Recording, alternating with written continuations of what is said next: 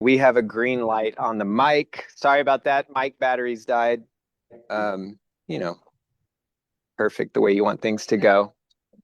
That's right. Gives me more time to focus and get ready. All right. So we are back on track. I don't know when the mic cut out or when I died, but I'll just go ahead and very quickly reintroduce myself. My name is Dr. Jonathan Hill.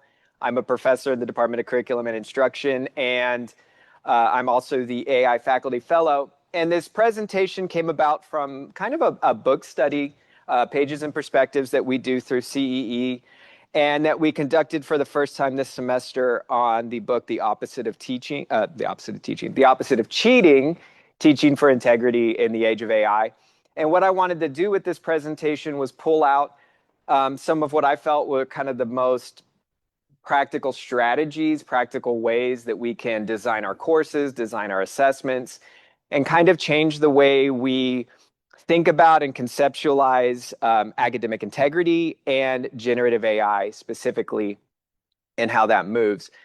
So what we're going to be talking about today is not a new problem, right? Cheating and academic dishonesty is a very, very, very old problem. We have it going some of the earliest documented evidences of cheating at a large scale occurred in ancient imperial China.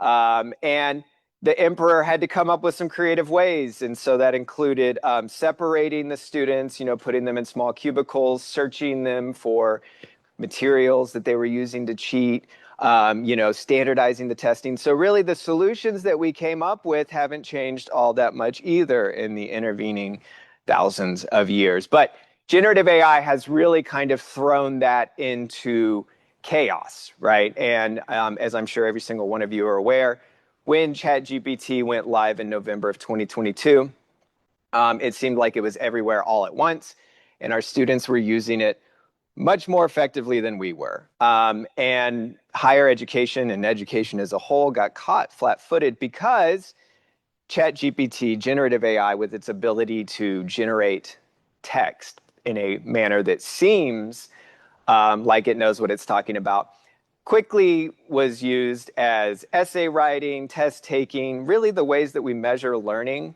in higher education were very easily adapted by generative AI. And so these are just some recent headlines on how generative AI is being used in higher education for cheating.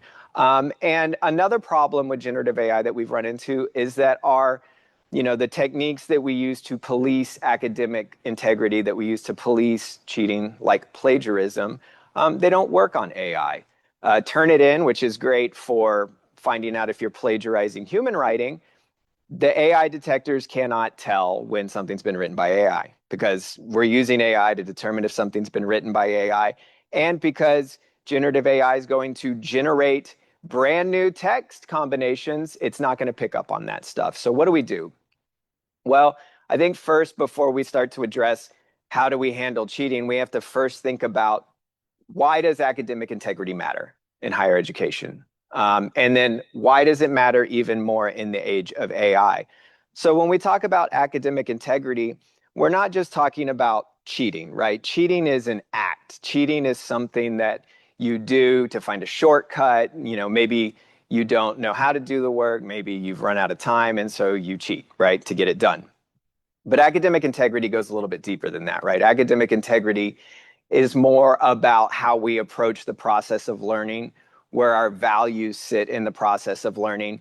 And academic integrity, when we talk about cheating, what we really mean when we say you're cheating is you're cheating yourself. When we tell our students, if you cheat in school, the only person you're cheating is yourself, because you're missing out on the knowledge and the skills that you're going to need in order to be effective in whatever field you want to go into after college, and also just to be a valuable member of society. And so in the age of AI, that becomes even more important, because the academic integrity is going to become work integrity. And as I'm sure you're all aware, AI is being integrated into workplaces more and more and more. And what we're finding is that AI does not automatically make things more productive. It does not automatically make things better. If you've been grading anything within the past few years, you know what I'm talking about. AI can put out something that sounds great, it sounds wonderful, it sounds amazing and well done. But then as you start to scratch at the surface a little bit, you find out, well, because this is just a random generated sequence of words, it may not be correct. It may be made up. And so that integrity is going to follow our students, not just in college, not just in graduate programs, but on through the rest of their lives. So this is what is typically referred to as the jagged edge, and this is kind of why academic integrity matters even more in the age of AI. So the blue here is the theoretical capabilities of generative AI. And if you look at the edge of the circle, we have all these different various fields. The red is where it's demonstrated. So if you look at this red, this is actually where generative AI has shown that it is able to do these things. But you look at where it's going and you think, oh my gosh, it can do everything. And what's really interesting from a higher education perspective is that if you look at all the things that, the usage and the capabilities of generative AI, and you start going around the list, you realize that everything that we teach scores very highly on what it's able to do. Now, I do want to bring up a point where if we look at things like transportation, production, installation, construction, those kinds of things, and we think, oh, well, those occupations must be safe from AI. Well, no. We're just waiting on robotics to catch up. Once robotics catches up, the jagged edge is going to look a lot more smooth. But this is what our students are going into. This is the workforce they're going to be going into. And so what we do here and how we teach within these areas has deep implications for how our students are going to be moving forward in this new age. So one of the distinctions I want to make is the distinction between integrity versus cheating. And this is kind of where we're going to start getting into the strategies. Now, I do have to give a little bit of a disclaimer. If you are hoping for some really great, easy cookie cutter, just do this and it'll be great, you're not going to get that here. I apologize. Part of that reason is because generative AI is so good at seems so good at what it does. It's an arms race, and it's an arms race we're not going to win. So what we have to do is these strategies that I'm going to be giving you today are more conceptual. So these are more of things that you can start to implement within your courses, start to implement within your assessment design that are going to help limit some of the bad behaviors. But what we really want to do is focus on how do we maintain integrity in a world with AI tools. And so one of the ways that we do that is using the right words, using the right language. How we talk about things, why we talk about things, when we talk about things matters. So for example, if we're wanting to build integrity rather than police cheating, we have to shift how we talk. So don't say don't do X. Instead, say, here's what ethical work looks like in your field. Tie academic integrity, tie academic ethics with the kind of integrity and ethics that are present in the field of the discipline in which you're teaching. And that's going to look a little bit different for all of us. Frame integrity in your course as skill building. We tend to think of integrity as something that is inherent and that is unchanging, and it's just a part of who we are. But integrity is a skill. And we can teach skills. We can build skills. That's our whole purpose. And we want to help our students develop ethical reasoning skills, right? This is a framework that was developed by Ellis and Murdoch, and I wanted to show this first because I'm going to kind of refer back to it quite a few times throughout this presentation. But this framework essentially creates kind of this pyramidal structure of, on the left-hand side, we have student ability and attitudes. These are things that influence academic dishonesty and academic cheating. So if you look at the top on the student ability, we have the quote-unquote criminal. I'm not a big fan of that word, but these are the students who are A, either unable to do the work of the learning, or B, they are also unwilling to do the work of the learning.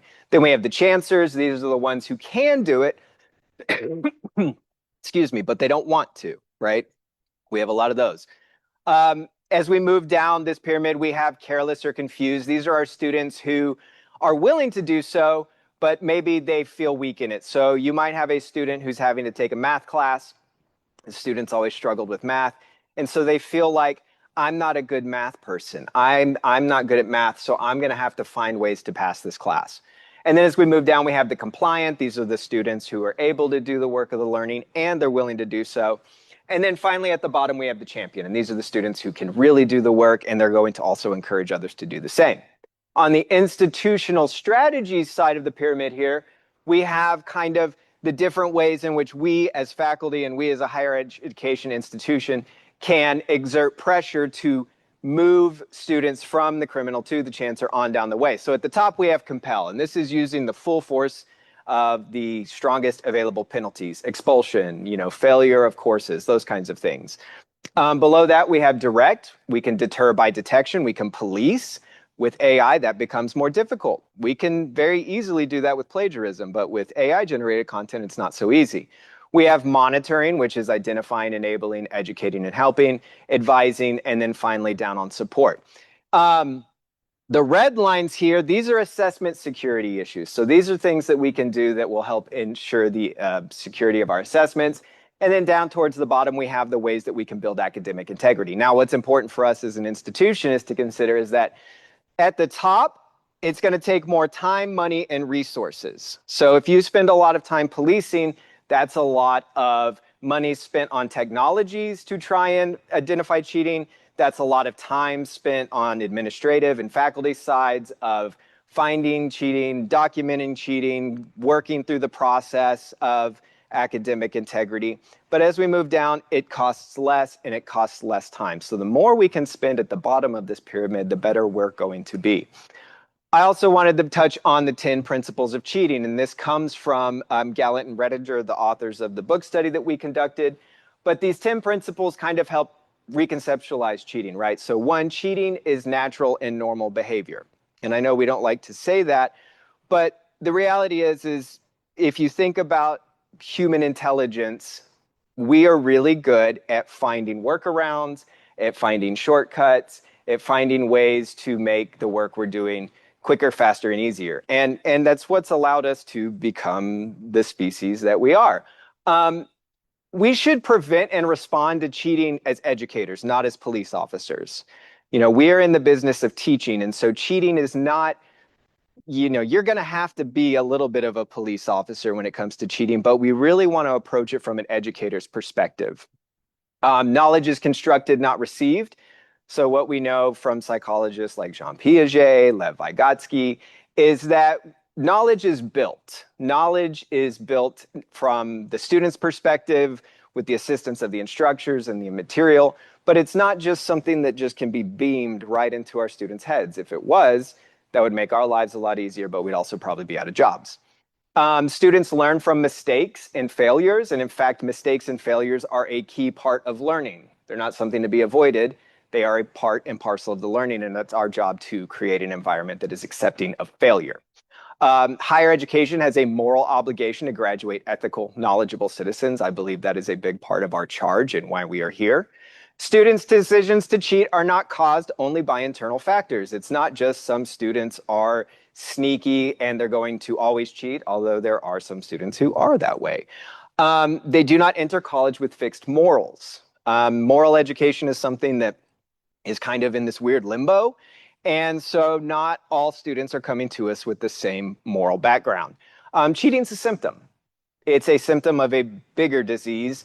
Some of it's systematic, some of it relating to what's the purpose of higher education. Is it to enhance learning, to grow citizens, or is it to prepare students for a job? If you ask a student, they're probably going to have one answer. If you ask a professor, they'll have another. Cheating constantly evolves, and generative AI has taken that evolution to a whole new level. And the only ways that we deal with cheating should not be, and let me move this so the people here can see, should be multi-purpose. So we're gonna talk about a bunch of different purposes for cheating. Purposes for cheating, purposes for dealing with cheating. So why do students cheat? Well, one, it's survival. They feel they have to in order to pass the class, and they have to pass the class to keep their GPA up, and they have to keep their GPA up to graduate, and they have to graduate in order to get the degree, and they have to get the degree to get a good job and have a good life and not end up living in a van down by the river. It's survival. It's a survival mechanism. It's finding a way to get the work done. And this is something, again, it's natural, it's normal. We all do it to some degree. Expectations. Sometimes students don't know they're cheating. You'll have students who, let's talk about double dipping, right? Where some professors will allow double dipping. Oh, yeah, I did this in another class. Can I submit it here? And yes, but you need to change some of these things or whatever. And then some professors have a straight ban on double dipping, and students can get in trouble when they behave in one class the way they did in another, and they didn't realize that was even an example of academic dishonesty. They didn't realize they were cheating. They didn't know they were cheating. So sometimes students don't even know they're cheating. Sometimes it's about values, moral disengagement, and rationalization. Everybody likes to think of themselves as a moral agent. We all like to think of ourselves as good people. But the reality is that when we get down into life, we start to say, like, I don't even want to take this class. I have to take this class. The core makes me take this class. So I'm not interested in it. I'm just here to get the grade. Those kinds of rationalizations, those kinds of moral disengagements can be one of the reasons why students cheat. Everybody else is doing it. Peer effect and norms are huge, especially when it comes to generative AI, right? Like if you're struggling in a class and you're really having a hard time and you see another student using generative AI and you say, hey, what are you doing? And they tell you, well, if everybody else is using it and I'm seeing my professors use it and I'm seeing in the news where businesses are using it and they're requiring their employees to use it and it's being used in all these different places, why wouldn't I use it here? And motivation, procrastination, and cost-benefit thinking. Again, going back to why am I in college? Why am I here? Is it just to get a good job or is it to further my learning, right? Shifting that value. Procrastination, this is something that every college student does. This is something that I am guilty of. But when we start having procrastination and we start having that time pressure, you start looking at things like ChatGPT, you start looking at, hey, can I see the answers to your test as that deadline gets closer and closer? And then again, cost benefit thinking, right? If I do this, how likely am I to get caught? If I do this, how likely am I to suffer consequences? And is it worth it? All of those things factor into why students cheat. And finally, what we're going to spend a lot of time talking about today are instructor effects. So there are a lot of things that we can do as instructors, as professors, that will cause our students to be more likely to cheat or less likely to cheat. We're not going to be able to prevent all students from cheating. I wish we could, but that's just not reality. So what can we do? What are the things that we can control? Well, one, we can communicate integrity. So when we communicate integrity, we're communicating through policies, tones, consistency, and design. All of those things send a message about integrity. They take their cues from the way we talk about it in our syllabus, and we should be approaching our syllabus more often. Too often we spend the first day talking about the syllabus and then it is never seen again except when we send an email to our students saying, well, did you read the syllabus? Because the answer to that question is in the syllabus. But other than that, we don't spend a lot of time talking about it. They're going to take cues from the way we design our assessments and our assignments. They're going to take cues from instructor responses to mistakes. And they're going to take cues from the way we talk about and use Gen AI in our classes, or the ways we do not talk about or use Gen AI in our classes. So in the syllabus, how can we better communicate integrity? What are some things that we can do there? Well, one, we can use student-centered language. We can explain why integrity matters in the discipline. I want my pre-med students to really understand why integrity in the medical profession is important. I want my lawyer in undergrad and in law school to really understand why integrity is important in the law field, especially around Gen AI. We're having lawyers get disbarred and thrown out and things because they're using Gen AI and it's creating case law that doesn't exist at all. Think about in your syllabus separating values from procedures. So we have a lot of procedures and we do a lot of different things, but think about how can I pull the values and illuminate the values out of these procedures? Why do you have your students do things a certain way? And if Gen AI is allowed, be very explicit in when, where, why, and how. From a broad perspective, you want to talk about Gen AI usage in your syllabus and at every step of the way along your courses. Use assignment level AI statements. So not just course level. So don't just say, oh, we'll use some AI in this course or AI is banned in this course or whatever, but make it a part of each individual assignment and assessment. You can use something as simple as the red, yellow, green system, where red is absolutely no AI. Yellow is some AI allowed, right? Brainstorming, editing.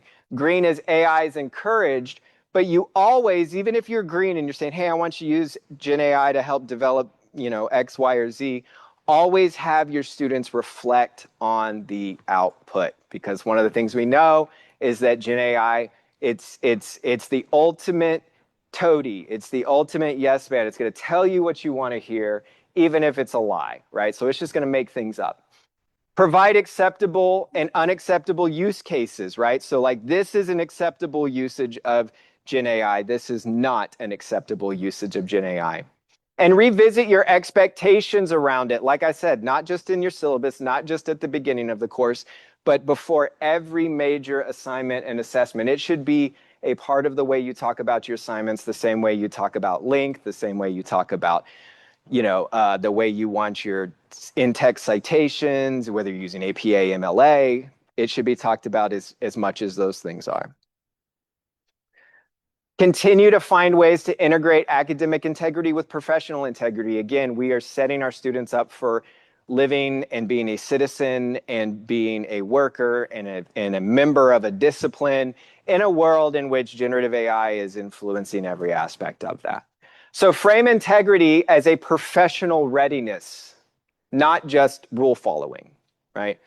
When we help our students see the value, because if their reason for coming to the university is to get a job in the field that they want to be a member of, we owe it to them to explain how the things we're doing in our classes are preparing them for that. Make explicit connections to different forms of accreditation, licensure, or workplace standards. I tie my AI statements and my AI usage directly back to the way that they're going to be expected to use and work with AI as teachers in my field. And then consider the skills that are important to your discipline. Are those skills reflected in your courses? Are they reflected in your assessments? If they're not, that might be something to consider. So we can communicate integrity, but we can also design our courses for integrity. So we can build environments that help kind of nudge our students toward integrity, right? Like I always like to use the old, you can lead a horse to water, but you can't make it drink. Very similar, that's teaching. Teaching is leading the horses to water and convincing them to drink. And so we can have nudges that will help move our students toward integrity. And there's a concept in Hebrew of the lifnei avir, and if I butchered that pronunciation, I apologize. But essentially, it's the concept that you don't make it easier for another person to transgress, right? You don't want to be a stumbling block. So where are places in your courses that make it easy for your students to transgress, right? And I wanted to pull this out because I think sometimes when we talk about this, we tend to think that, oh, well, if I'm doing any kind of adjustment around cheating, I'm catering to the cheaters, right? And that's not what we're doing here. We're creating an environment where vulnerable students, right? Those students in the middle of that pyramid, not the ones at the top, they're going to cheat just because they like to watch the world burn. But the ones in the middle, how can we nudge them toward upholding their values in our courses, upholding their values at our institution, rather than neutralizing those values? So what are some examples of these nudges? Well, a pre-submission reflection. Ask your students to reflect on the assignment. And it doesn't have to be a big reflection. A simple question of, what was the most difficult part of this assignment? What was the most difficult part of this assessment? That's going to help them think about the work that they are doing in a metacognitive way. And those are things that AI cannot do good. And that kind of metacognitive thinking is necessary in an AI world. Require citation explanations. So if they cite something, if they bring some literature in, don't just make them cite it because AI can do that. Make them explain why they chose that one, why they included that. If you're having them write a major essay, include draft checkpoints, right? So if you're seeing this writing at each stage of its creation, it's going to be a lot more clear where the students are acting with integrity and where they are not. And then always have a what tool did you use disclosure. Maybe they use Grammarly for editing. Maybe they use it for translation. We have some students who are English language learners, and so they use it to make sure they're translating correctly. We can continue to design our courses for integrity because integrity problems are often design problems, and academic dishonesty is a symptom, not a disease. So put the focus on process. Metacognitive skills are vital in the age of AI. If we go back to that jagged edge of AI's actual and theoretical abilities in those various fields and whether or not we actually get to that point, one skill that AI does not have, that humans do have, and that we can teach, and it is a skill, is metacognition, right? The ability to think about our own thinking, to understand our reasoning, to understand why we do things. So scaffold critical thinking in your skills. Have them think critically about everything, right? Not just surface level knowledge. AI does surface level knowledge really well, but the deeper, more contextualized knowledge that AI doesn't do so well. And then consider, how can I bring in other digital tools, things like Nearpod, which you can include short quizzes, short answers that students have to do right then and there, and it's difficult for them to use AI with. And things like Perusal, which require them to do the reading and interact with the reading in ways that you're going to be able to see, and that they can still use AI if they want, but it's an extra step. And then finally, let's design our assessments and our assignments for integrity. Make sure you're infusing integrity into all your lessons and your assignments. Make it a learning objective. Include it within AI ethics. You can add an integrity lesson and keep it specialized towards your discipline, towards your field. What does it look like for people in business, in math, in science, in teaching? Design rubrics. Rubrics can help reduce uncertainty and set expectations, helping our students who cheat because they were unsure of what to do. And creating a well-designed rubric can be a time-consuming task. Fight fire with fire. Use Gen AI. Prompt, role, explicit parameter, and then iterate. I need you to create a rubric for this assignment. You're acting as a professor of business. I want it to have this many points and be over this areas. The more explicit you are, the better the output you're going to get. And iterate. Look at it, evaluate it, do it again. And then rethink grading. Avoid all or nothing large assignments. Consider, are you grading for compliance or are you grading for comprehension? Participation is for preparation, not presence. Use mastery grading, specifications grading, ungrading. This is a new thing that's moving around where we're really reconceptualizing how we grade. And then provide your students with revision, choice, and autonomy. Revision is formative feedback loops. That's a really important skill to have. Again, compliance versus comprehension. What are you looking for? And then bring in some student choice. Could be on topic, could be on format, could even allow for some redos. I tell my students sometimes, look, the whole point of this grade is for you to demonstrate what you know. If you can demonstrate what you know, I might look at changing the grade. Make your assessments authentic. Have them mirror the real-world tasks students will be doing. It's hard to outsource because it's contextualized. Make it creative. Have them update a Wikipedia page, for example. Something real, something actual. And Wikipedia has a very strong anti-AI policy. And then consider, AI does well with foundational skills, right? But so does calculators when it comes to math, but we still teach those foundational skills. So consider making an AI-free zone if you're teaching foundational skills that they need to know. Consider using it as a tool with transparency as they move through that foundational knowledge. And then consider AI as a subject. Have the students critique AI output in your field and in your courses. And then oral assessments.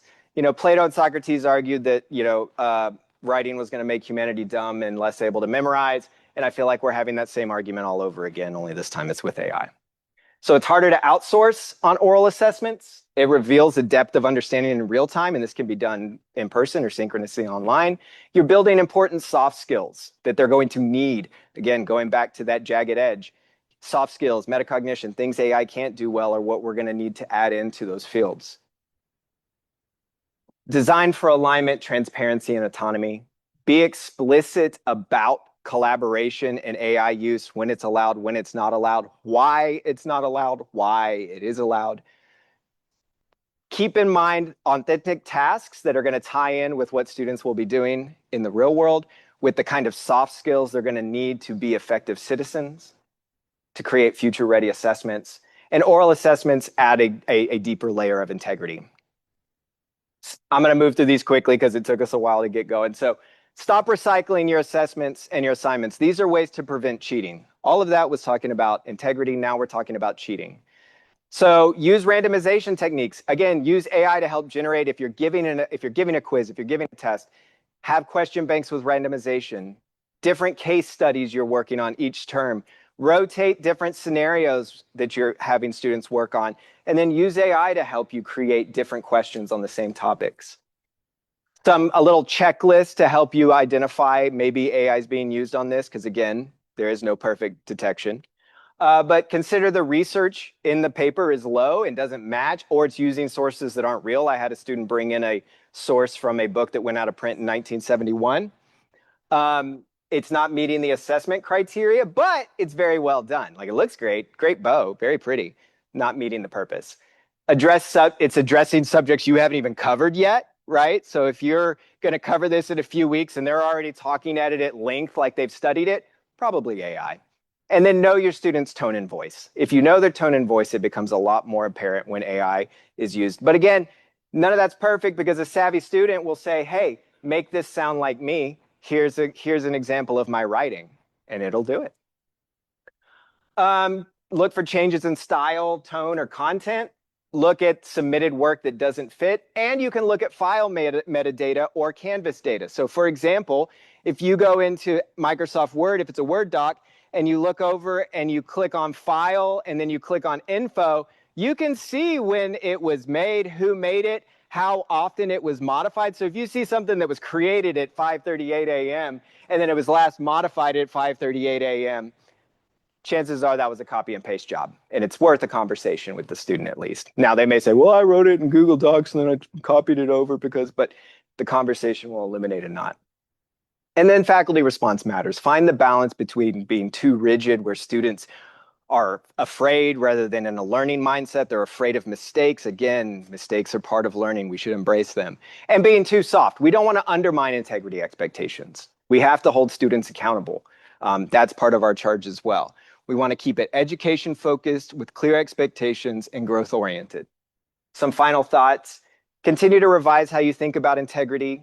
Put your refocus on learning.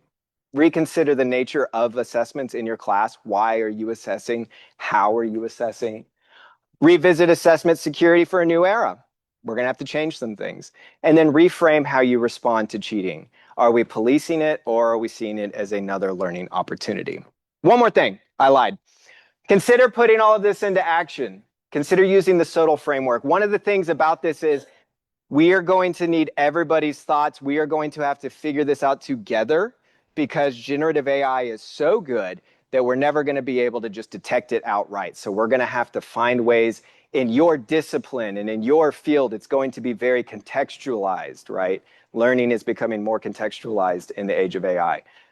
So consider doing a SOTL, Scholarship of Teaching and Learning, research study. Pick an area in your class. What integrity practice do I want to explore? Implement it. Make that one change. Measure how the students respond to that change, and then share it out. We need your help. Thank you so much for your time. I've included a QR code with kind of some deeper dives into some of the strategies for designing both courses and assessments for integrity, as well as a couple of the articles, including that higher education policy framework that I used. So thank you so much for your time. Sorry we went a little bit over. Does anybody have any questions?